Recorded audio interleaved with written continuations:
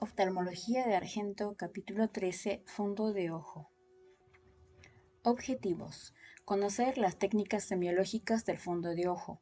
Conocer el fondo de ojo normal y sus posibles variaciones para reconocer cuándo se está frente a una imagen patológica. Reconocer las lesiones oftalmoscópicas básicas, verdaderas piezas de rompecabezas que, según su diferente combinación, generarán cuadros oftalmoscópicos que orientarán el diagnóstico. Efectuar una interpretación racional de las lesiones básicas del fondo de ojo y su correlato con la histología de la retina.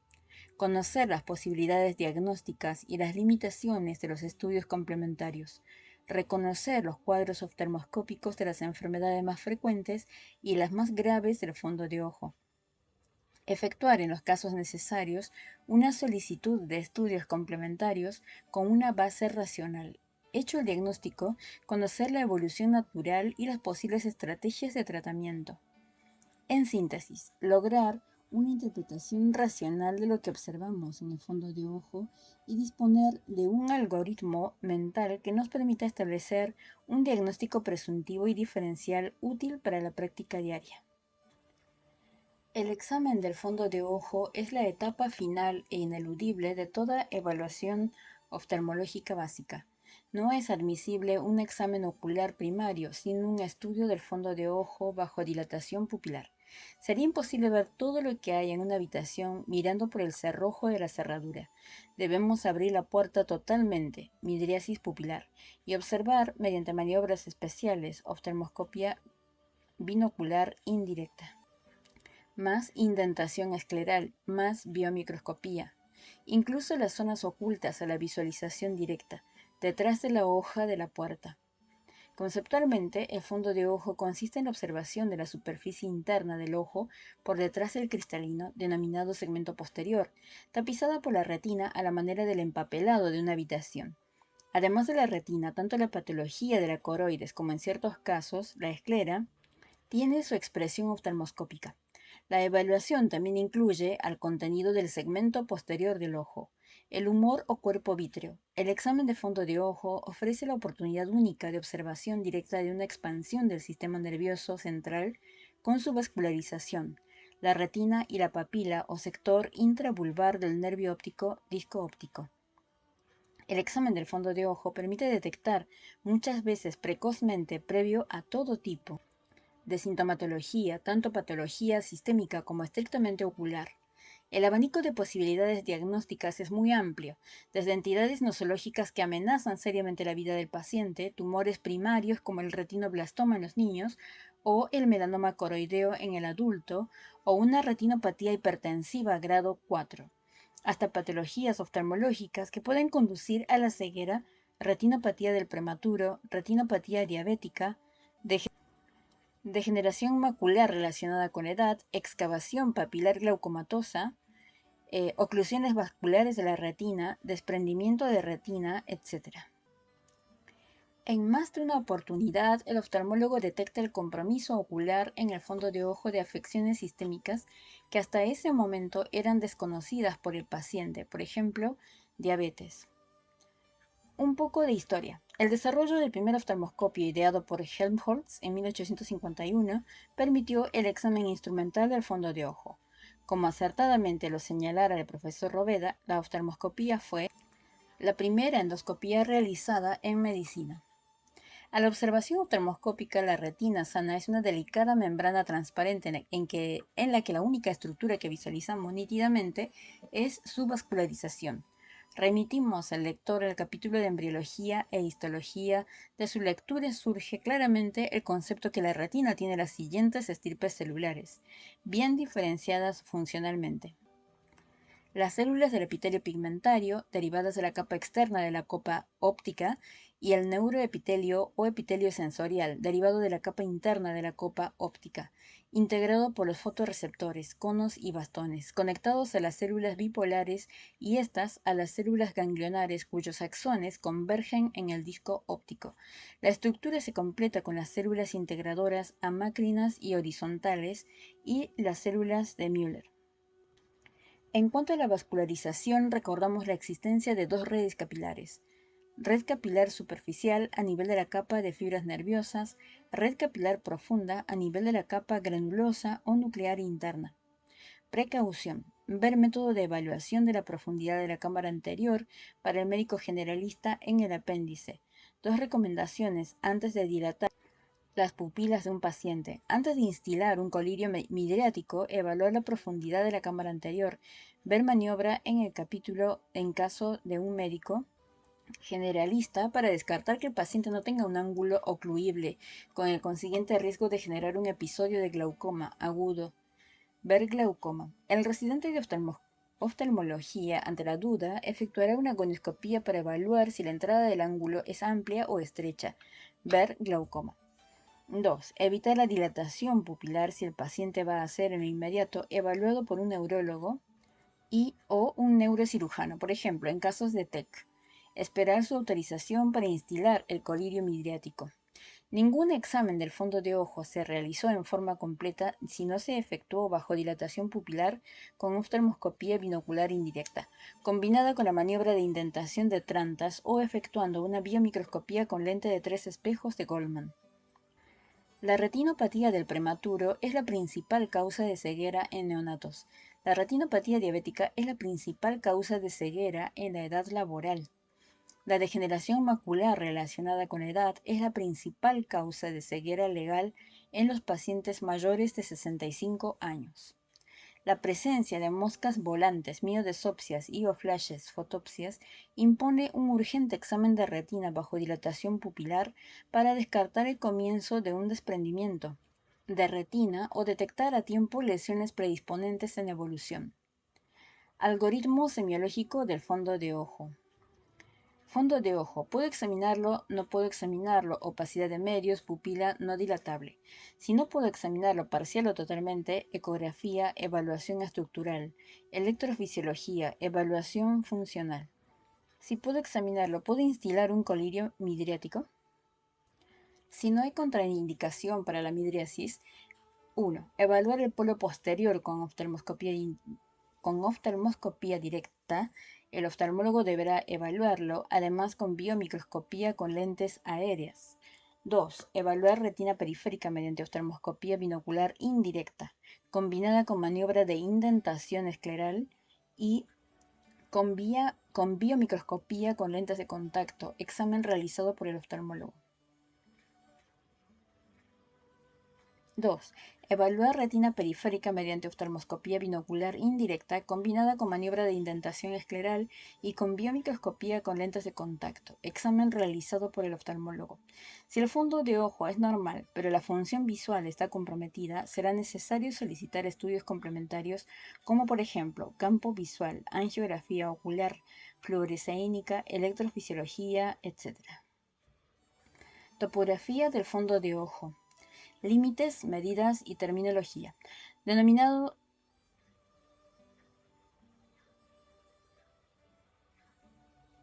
límites, medidas y terminología. Denominamos fondo de ojo a la superficie interna del segmento posterior del globo ocular. Como los adelantáramos en la introducción, las estructuras que participan en la integración del fondo de ojo son el disco óptico, papila, constituido por el segmento intravulvar del nervio óptico, la retina, la coroides y la esclera. Desde un punto de vista estrictamente clínico, la superficie interna del globo ocular se divide en 3 sectores topográficos. 1. Fondo de ojo central, polo posterior. 2. Fondo de ojo intermedio. Y 3. Fondo de ojo periférico. 1. El área central del fondo de ojo recibe el nombre de polo posterior. Está constituido por el disco óptico y por la mácula. La mácula es el área delimitada por las 2 grandes arcadas vasculares, temporal superior y temporal inferior, que parten del disco óptico. Desde el punto de vista histológico, la retina macular presenta 2 o más capas de células ganglionares, además del pigmento xantófilo y un área central densamente pigmentada. La unidad de medida que se utiliza como estimación en la descripción de los elementos y distancias para describir los hallazgos en el fondo de ojo es el diámetro discal. Si bien el disco óptico tiene una forma oval con el diámetro mayor vertical, Con fines prácticos se considera un valor unificado de 1,5 milímetros como diámetro discal, DD. Por ejemplo, la mácula mide aproximadamente 3,5 diámetros discales en el eje horizontal y 2 diámetros discales en el eje vertical. Tiene un diámetro de 18 grados, 5,5 milímetros. Denominamos fóvea al área central.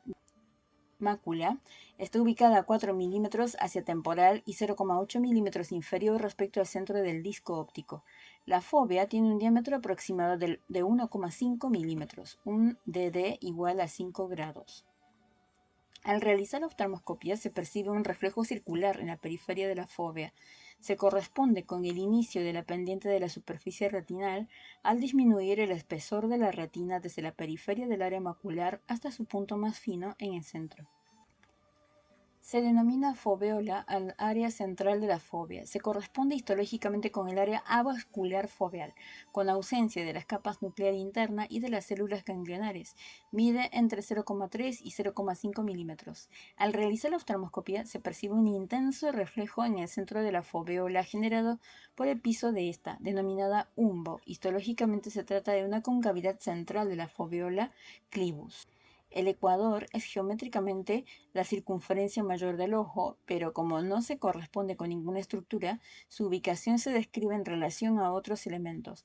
La referencia externa es el limbo esclerocorneal respecto al que el ecuador está a 13 milímetros hacia posterior. Como referencia interna a la oftalmoscopia, el ecuador se ubica a 5 diámetros discales, hacia posterior desde la ora serrata, pasando por delante de las ampollas de las venas vorticosas. Figura 13.1. Esquema de topografía del fondo de ojo. A. Circunferencia que pasa por la salida de venas vorticosas. Límite anterior del polo posterior, zona ecuatorial A a C. B. Línea del ecuador, zona de hora serrata C a E. D. Hora serrata. Obsérvese el tamaño de la zona ecuatorial medido en papilas 4. En el medio está la línea del ecuador, círculo rojo. Polo posterior, flecha blanca, fondo intermedio, media periferia, flecha amarilla, fondo periférico. A, B, C, D, E. Cabeza del nervio óptico, disco óptico. Nervio ciliar largo, arteria ciliar larga, ampolla de vena vorticosa, hora serrata nasal, arterias ciliares cortas, nervios ciliares cortos, hora serrata temporal, pars plana, mácula, fóvea, vena vorticosa. 2. Fondo de ojo intermedio, denominado también media periferia. Es el área del fondo de ojo que se extiende entre las arcadas vasculares y una línea imaginaria que pasa por el borde posterior de las ampollas vorticosas. Figura 1.13. Desde arcadas hasta línea A. 3. Fondo de ojo periférico. Es el área del fondo de ojo que se extiende desde las ampollas vorticosas incluidas hasta la pars plana incluida. Figura 1.13. Desde B hasta D. Semiología del fondo de ojo. Exámenes básicos. Oftalmoscopía binocular indirecta, examen que realiza el médico oftalmólogo.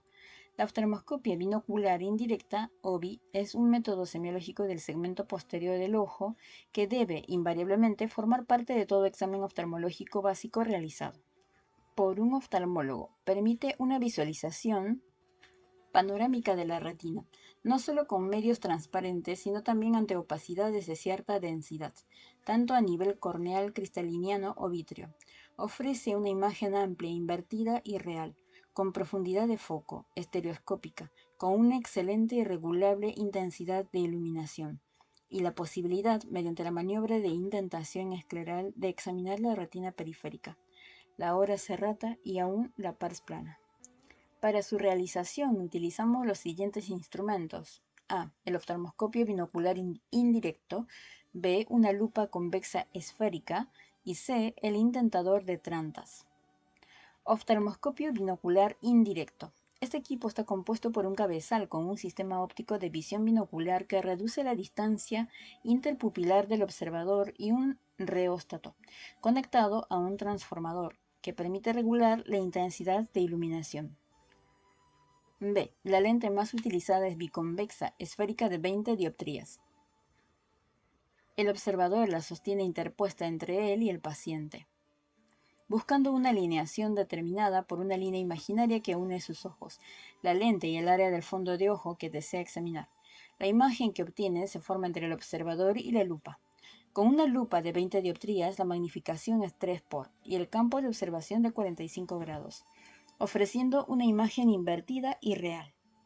Existen lentes alternativas con una utilidad específica, por ejemplo, las lentes de más 28 y más 30 dioptrías facilitan la observación a través de pupilas de menor diámetro y ofrecen un mayor campo de observación 50 grados y paralelamente menor magnificación 2 por. En la figura 13.2 vemos el oftalmoscopio binocular indirecto. Y en la figura 13.3 realizando oftalmoscopía binocular indirecta con maniobra de indentación escleral.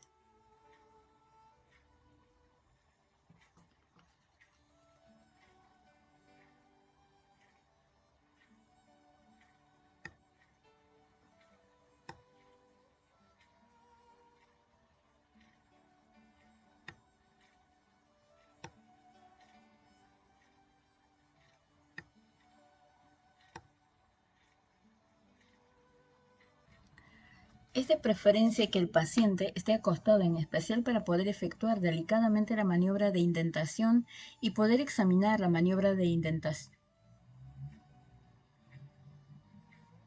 Y poder examinar la extrema periferia de la retina, la ora serrata y la pars plana.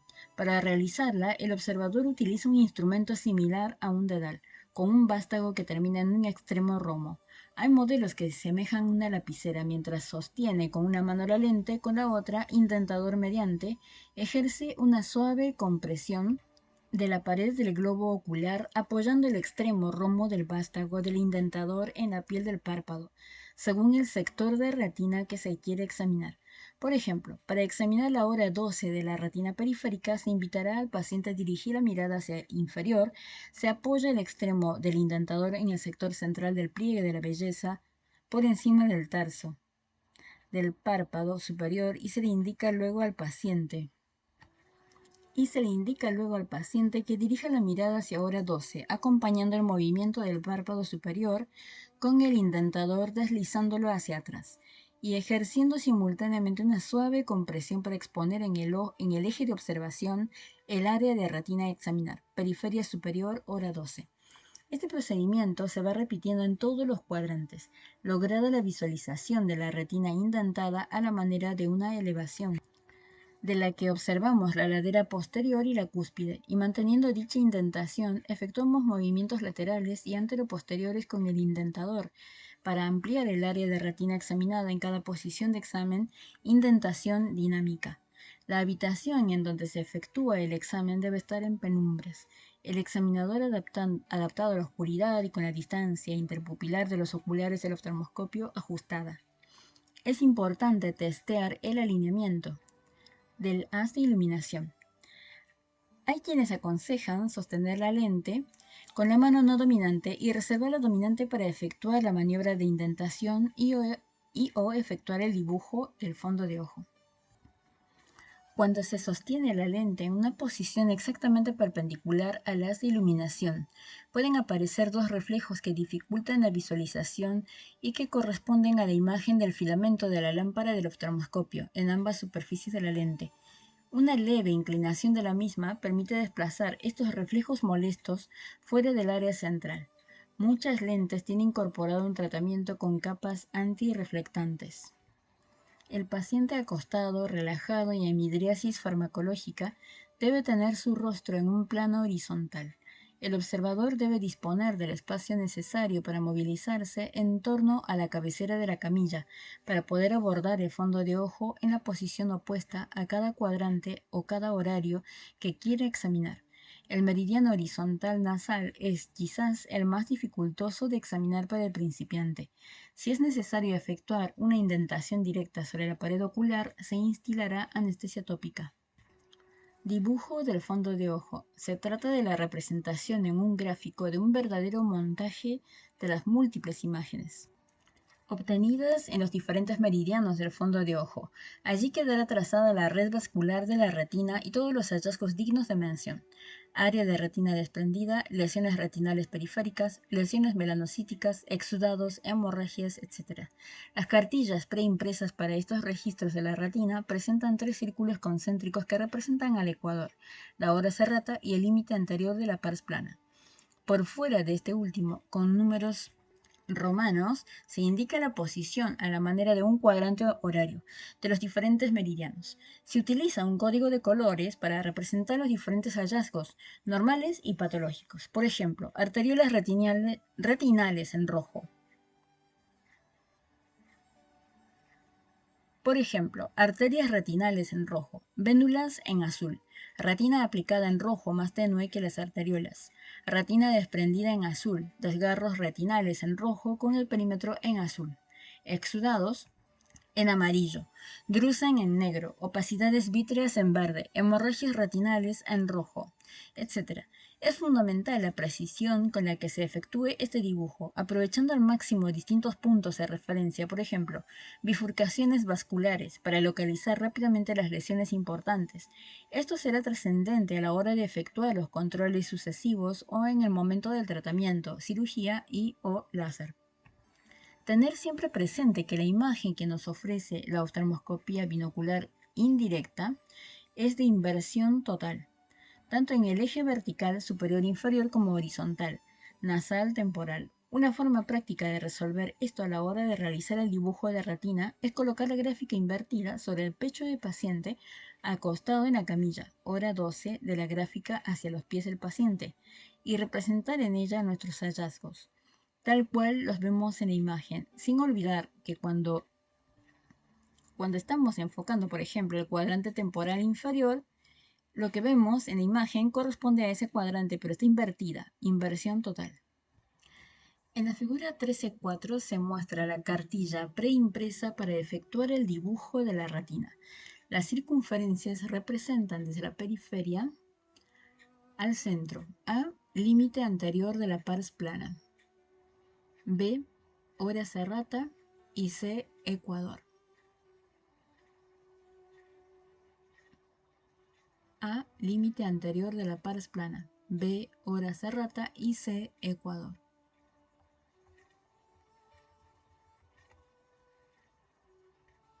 Se coloca el nombre, la fecha.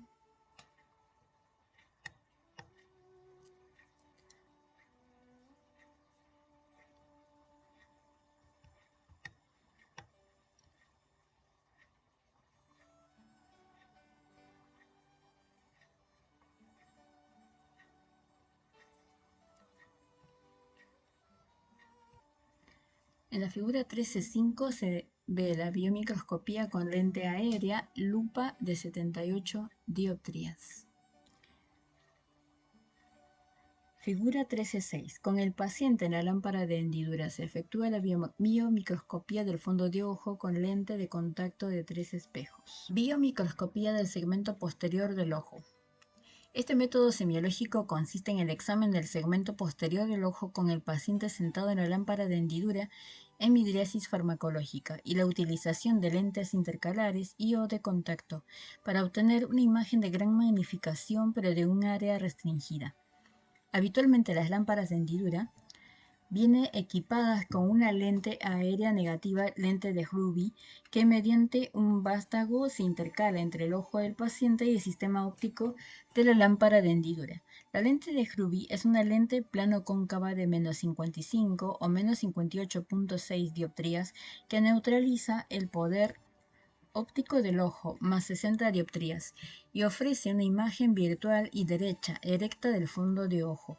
Otras lentes intercalares de uso más difundido son las lentes de más 90D y la lente de más 78D. Las lentes de menor poder, más 66D, ofrecen un mayor aumento pero tienen un foco más crítico. La magnificación y el campo de observación con estas lentes son los siguientes. Lente más 90D 7,5 por sobre 40 grados. Lente más 78D 10 por sobre 30 grados. Las imágenes que ofrecen son invertidas y reales. El observador sostiene la lente intercalar en forma similar a la oftalmoscopía binocular indirecta. La longitud y el ancho de la hendidura de luz se regulan con la lámpara de hendidura, pero se sugiere, para tener una buena calidad de imagen, que el ancho no sea superior a 10 milímetros, preferentemente 4 milímetros. Un segundo grupo de lentes para biomicroscopía son las lentes de contacto. Entre ellas, la de uso más difundido es la lente de 3 espejos de Goldman. Presenta una lente central para examinar el polo posterior del fondo de ojo y el sector central y posterior del cuerpo vítreo. Los 3 espejos periféricos, al estar dispuestos en diferente angulación, 59 grados, 67 grados y 73 grados, permiten examinar retina periférica y retina intermedia, respectivamente. Cuando se examina por el lente central, la imagen es derecha, erecta y virtual con un campo de observación de 20 grados y una magnificación de 10 por. Cuando se examina por los espejos, la imagen es especular, invertida en un sentido. Existen lentes de contacto que presentan un vástago para indentar la pared ocular y ofrecer una mejor exposición de la extrema periferia retinal. La hora CRT, la pars plana, a la manera de la maniobra de indentación de la OBI. Otra alternativa es un aditamento de plástico con forma de cono truncado con indentador dentro de los que se coloca la lente de Goldman, indentadores de Eisner. Existen lentes de campo amplio, por ejemplo, 160 grados, panfunduscopios, utilizadas tanto para la semiología como el tratamiento, panfotocoagulación con láser. En la superficie cóncava de las lentes de contacto que se aplica sobre la córnea del paciente, se instila metilcelulosa al 2% para evitar que se interpongan burbujas de aire que impidan la observación. La oftalmoscopía binocular indirecta y la biomicroscopía del fondo de ojo son métodos semiológicos complementarios. La secuencia lógica es efectuar primero una minuciosa oftalmoscopía binocular indirecta, incluyendo la indentación dinámica, y luego, si lo observado requiere ser evaluado con mayor detalle y magnificación, efectuar la biomicroscopía en la lámpara de hendidura. Podremos así despejar dudas, por ejemplo, respecto de la existencia de una solución de continuidad en la retina, una membrana epirretinal macular, evaluar la interfase vítreo-retinal y una eventual tracción, presencia de neovasos papilares o retinales, diferenciar una retinosquisis de un desprendimiento de retina localizado, detectar un aumento del espesor retinal, por ejemplo, en un edema macular, etc. Así como efectuamos con la lámpara de hendidura un corte óptico de las estructuras del segmento anterior córnea cristalino. Mediante la biomicroscopía con las lentes de contacto es posible realizar un corte óptico del vítreo posterior y de la retina. En el caso de la retina, la hendidura de luz encuentra en su trayectoria dos interfaces. La primera, determinada por la membrana limitante interna, y la siguiente por el epitelio pigmentario retinal. Estas dos interfaces generan dos líneas de luz bien definidas que denominamos línea de perfil anterior, limitante interna, y línea de perfil posterior, epitelio pigmentario. Ambas, al corresponder a los límites anterior y posterior de la retina, nos permiten evaluar alteraciones de su espesor, distancia entre ambas líneas de perfil o anomalías en la posición o integridad de las líneas de perfil, sobre elevaciones localizadas, interrupciones, etc. En el caso de un edema de retina localizado, al efectuar un barrido biomicroscópico, notaremos, al llegar al sitio del edema retinal, que ambas líneas de perfil se separan por el aumento del espesor retinal. El desplazamiento anterior de la línea de perfil posterior nos hará pensar en algún elemento a nivel subepitelio pigmentario. Un foramen macular se observará como una interrupción focalizada de la línea de perfil anterior. Exámenes complementarios. Retinofluoresceinografía. Introducción. La angiografía es un estudio complementario que permite el estudio de la circulación de la retina y de la coroides en distintas situaciones. Luego de una inyección intravenosa de fluoresceína sódica se toman fotografías con una cámara especial de la circulación de la retina y coroides. La luz azul, 490 nanómetros, es absorbida por las moléculas de fluoresceína y la estimula para emitir otra longitud de onda mayor, 530 nanómetros, verde-amarilla. Ambas longitudes de onda vuelven del ojo a la cámara, donde un filtro bloquea la luz azul reflejada, dejando pasar solo la verde-amarilla, que es captada en película blanco y negro o imagen de video. Las partículas de fluoresceína que no están unidas a proteínas pueden pasar entre los espacios entre las células de los capilares, de la corio capilaris, pero normalmente no pueden pasar a través del epitelio pigmentado o entre las células occludens, entre células adyacentes del epitelio pigmentado. La fluorescencia que se encuentra en la coroides no puede pasar a la retina, salvo que haya una alteración a nivel del epitelio pigmentado, por ejemplo, coroiditis central. En la figura 13.7 se observa la lente de Goldman de 3 espejos para efectuar biomicroscopía de contacto. El esquema a la derecha muestra el área de fondo de ojo que permite observar, de acuerdo a su angulación, cada espejo periférico. En la figura 13.8 se muestra un corte biomicroscópico de un agujero macular. Se observan las líneas de perfil. A la izquierda, la línea de perfil anterior, limitante interna, interrumpida por el agujero e incurvada hacia el observador por el desprendimiento del neuroepitelio perilesional. B. A la derecha, la línea de perfil posterior, epitelio pigmentario, mantiene su continuidad.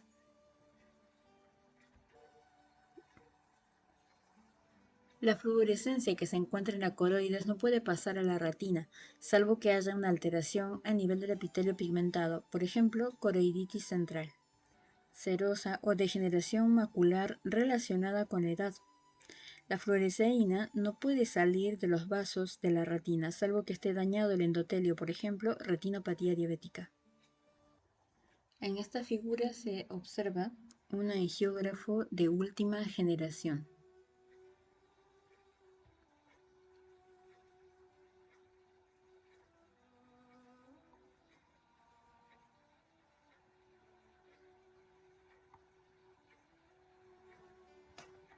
Y en la figura 13.10 se muestra la degeneración macular mostrando hiperfluorescencia con filtración en tiempos tardíos del angiograma. En la figura 13.11 se observa una coroiditis multifocal con hiperfluorescencia con filtración en los tiempos medios del angiograma.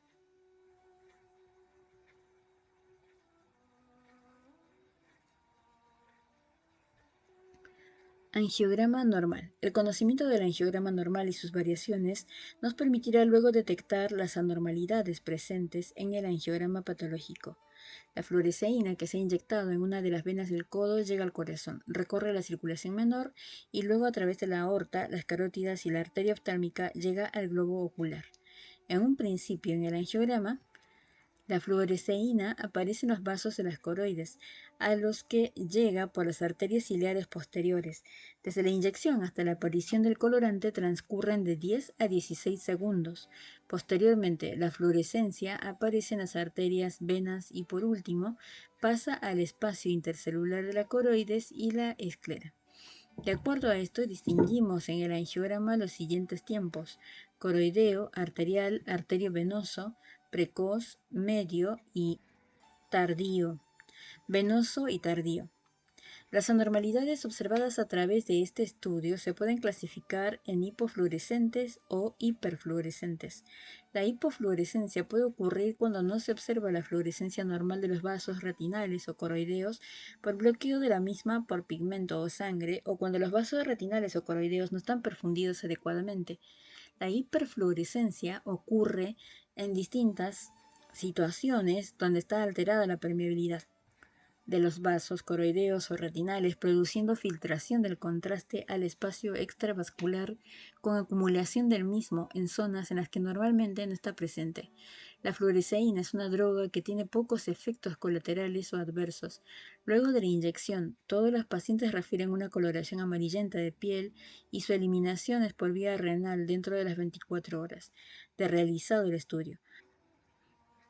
Puede producir náuseas y vómitos o reacción vagal en 10% de los pacientes, reacción anafilactoidea en 1% de los casos y reacción de mayor envergadura con shock cardiogénico en 1 sobre 100.000 inyecciones. Si el colorante es inyectado fuera de vena, puede traer dolor, pero mejora rápidamente con compresas frías locales. Es conveniente consignar antecedentes de alergia en los pacientes y dar antihistamínicos y corticoides previos, lo que disminuye el riesgo de este tipo de complicaciones. No se administra habitualmente en mujeres embarazadas y el colorante pasa a la leche materna. La angiografía con indocianina verde usa un colorante diferente que fluoresce a una longitud de onda de 835 nanómetros y que puede ser detectada por videoangiografía. Puede causar alergia en pacientes sensibles al yodo.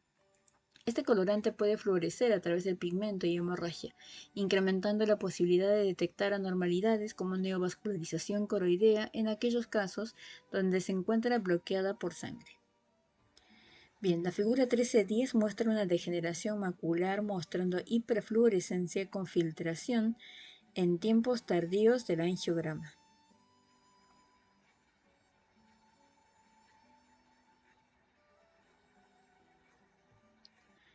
En la figura 1312 se muestra una retinopatía diabética proliferativa con exudados y hemorragias. En el angiograma se observa focos de hiperfluorescencia correspondiente a los neovasos y focos hipofluorescentes correspondientes a las hemorragias. Hiperfluorescente, neovasos. Hipofluorescente, hemorragias.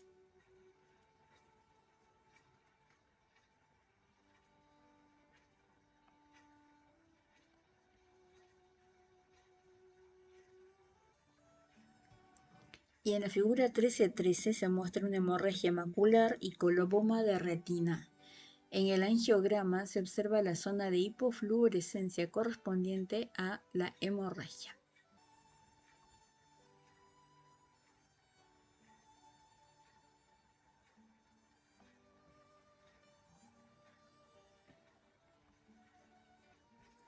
En la figura 1314 se muestran en las imágenes superiores retinografía, color de maculopatía relacionada con la edad.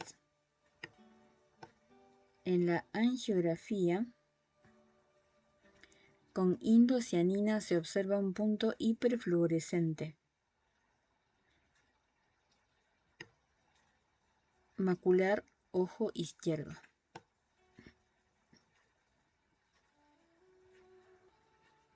Imágenes superiores.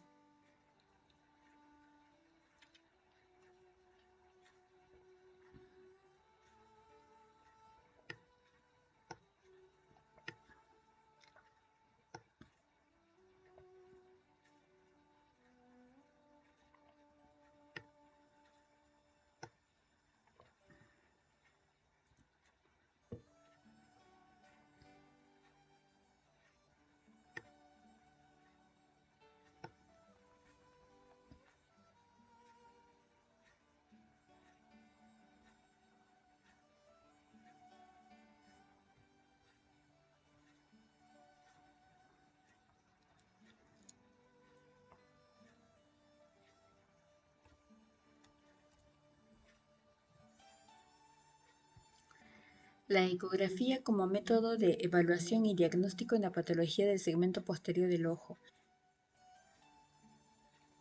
Las ventajas de la utilización del ultrasonido en la evaluación de la patología del segmento posterior del ojo se basan fundamentalmente en la probada inocuidad del mismo, así como en su característica distintiva de poca invasividad. Se utiliza una sonda que contiene un cristal piezoeléctrico que vibra, enviando unas de 10 MHz a través de los tejidos. La señal de rebote es interpretada por el equipo, permitiendo la formación de imágenes bidimensionales de elevada definición, modo B, así como la evaluación tisular al explorar la reflectividad del tejido estudiado, modo A.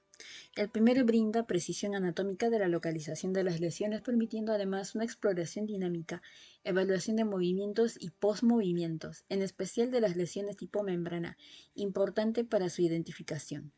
El segundo permite, según la reflectividad de la lesión, efectuar diagnóstico, a veces con precisión histológica. Presenta la capacidad de detectar la presencia de vascularización en el interior de lesiones tumorales intraoculares. y en órbita es de especial utilidad para detectar varices o malformaciones vasculares orbitarias, pudiéndose ampliar con la utilización del Doppler. La combinación de ambos métodos, ecograma A y B, está disponible según la tecnología en una misma imagen, lo que facilita su interpretación. Indicaciones de la ecografía. 1. Con opacidad de medios. Es el método de elección casi exclusivo en estas circunstancias. Permite detectar el estado anatómico de las estructuras intraoculares, detectando también la presencia de desprendimientos de retina, tumores, etc. Es de especial utilidad en presencia de hemorragia vítrea, opacidad de medios que muchas veces es transitoria, ya que permite determinar si la retina está aplicada o sufre de tracciones o se encuentra desprendida, patología esta que nos obliga a cambiar la conducta terapéutica. Bien, en esta imagen se observa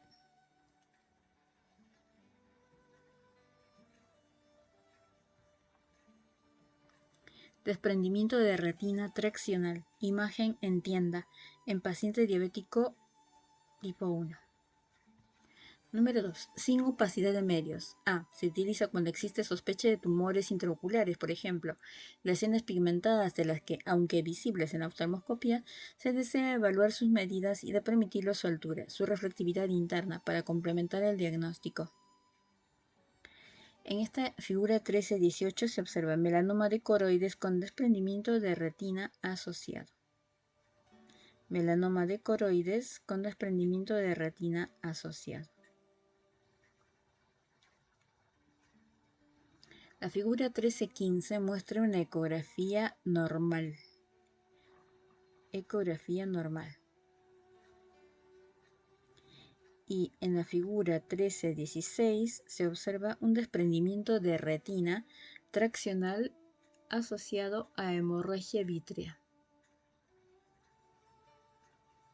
Desprendimiento de retina traccional asociado a hemorragia vítrea. Entonces habíamos dicho que las indicaciones de la ecografía eran con opacidad de medios y sin opacidad de medios.